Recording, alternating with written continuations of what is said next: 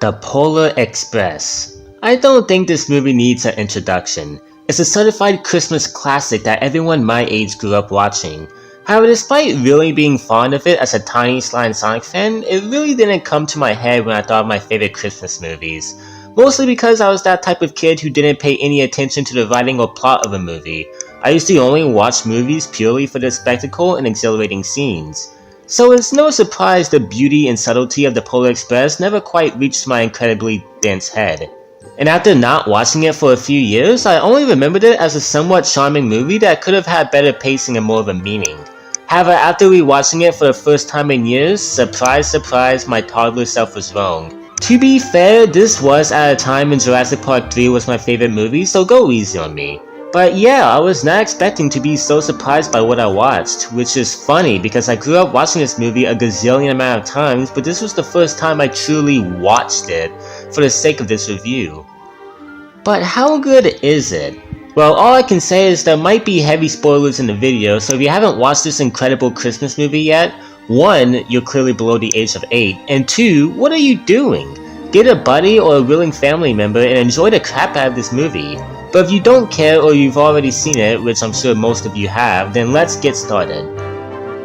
Now before I start talking about this movie, can I just geek out about its S-tier presentation? This movie came out in 2004 and you could honestly convince me it's from 2014, and I'd still think it looks amazing. The only thing that's somewhat aged is the look of some of the characters, but that's about it. Not only does this movie fully immerse you with its Pixar-level animation and gorgeous settings, but it also has perhaps the most magical soundtrack out of any Christmas movie I've ever seen.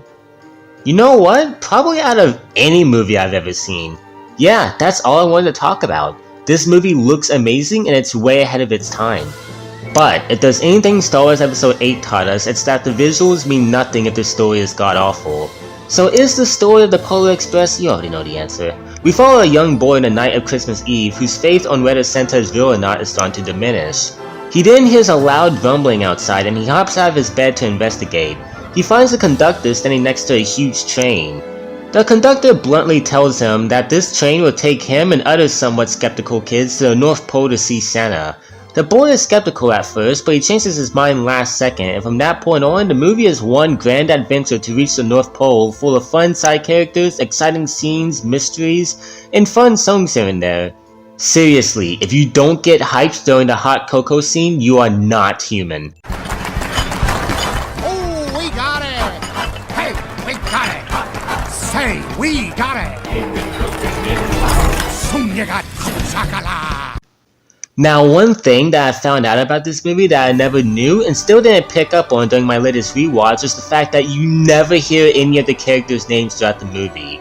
The only character whose name you know is Santa Claus and no one else. The main character's name is the only name people figured out by looking through the artwork of the book the movie is based off of, but I won't reveal it for those of you who still want it to be a mystery. The cool thing is that you don't really need to know the names of these characters because everything you need to know about them is revealed to you in your first encounter with them. The main character is shy and anxious, the girl is courageous and full of Christmas spirit, the know-it-all is exactly that, a know-it-all who is a physical representation of all the greedy brats who miss the whole point of Christmas, and the lonely kid is possibly meant to represent the people who happen to be less fortunate during the holidays. Each of these guys are really good additions to the story. There's also other side characters in the story, such as the conductor, who's really fun, and my personal favorite, the hobo, who only has about 4 minutes of screen time, but is somehow the most interesting and mysterious aspect of the whole movie. So, what else can I say? The characters are good for what they are. Now, one really good thing I took for granted about this movie is its great pacing. Literally every scene of this movie is either important, a lot of fun, or most of the time, both. Not only that, but like I said earlier, the Polar Express is full of a lot of great and memorable scenes, all attached to a simple plot that I feel flows pretty smoothly. However, the main thing I love about this movie is how its plot is simple and easy to grasp, yet it's so open for discussion since it doesn't really tell you a lot of things. After the movie is over, you still don't really know the exact specifics of the Polar Express and how it works, but none of that stuff is important, and leaving stuff out like that makes this movie even more magical. And there's also the hobo. I have seen so many theories about this guy that are all fascinating. Apparently there was a deleted scene where he explains to the kids using a puppet demonstration that he hitched a ride on the Polar Express years ago but didn't duck fast enough when he was on the roof of the train as it passed through a tunnel, which obviously killed the crap out of him. This scene directly confirms him as a ghost, which is what I thought as I watched the movie, and I still believe that theory, since not only is the deleted scene evidence of that, but he directly mentions the existence of ghosts, and there's a scene that directly references the death described in the deleted scene.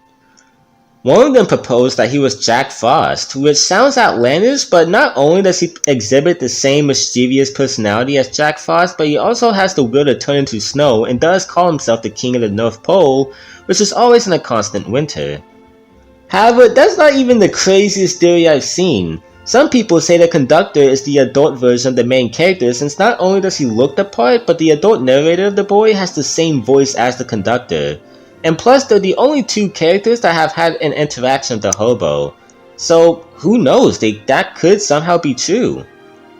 There's just so many possible discussions that can come with this movie, which makes it so rewatchable and only furthers the magic feeling I get watching it. In conclusion, surprise surprise, the movie is a masterpiece. It's gorgeous to look at, has a beautiful soundtrack, likable characters, a fun plot, lots of entertaining and memorable scenes, and rarely any clean slate answers that furthers the discussion of the movie. And it's no wonder it's a classic and still many people's favorite Christmas movie to this day, and I'm giving it a 5 out of 5. Anyways, I hope you guys have enjoyed this video. If you have, then please like and subscribe, and as always, I will see you guys next time. Peace everyone.